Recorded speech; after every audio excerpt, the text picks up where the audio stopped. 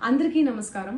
నిన్న ఏదైతే నా బర్త్‌డే పార్టీ జరిగిందో, ఒక చిన్న ఇంట్లో పార్టీ లాగా, ఒక ఫ్యామిలీ ఫంక్షన్ లాగా జరుపుకోవాలన్న ఒక ఉద్దేశంతో ఆ రిసార్ట్‌లో మా అమ్మానాన్నల కోరిక మేరకు, మా అమ్మానాన్నలతో కలిసి, మా ఫ్యామిలీ మెంబర్స్‌తో కలిసి నేను జరుపుకోవడం జరిగింది.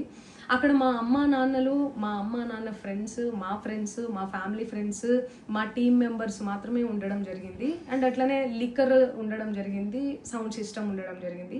సో సౌండ్ సిస్టమ్‌కి, లిక్కర్‌కి పర్మిషన్ తీసుకోవాలని చెప్పి నాకు అస్సలు అవగాహన లేదు, ఐడియా కూడా లేదు. అది అనుకోకుండా సడన్‌గా ప్లాన్ చేసుకొని వెళ్ళిపోవడం జరిగింది అక్కడ.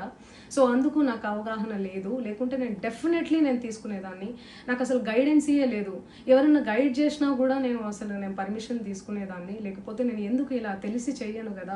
సో ఇదంతా ఇలా తెలిసి అయితే నేను తప్పు చేయలేదు, తెలియకుండా ఇది జరిగిపోయింది.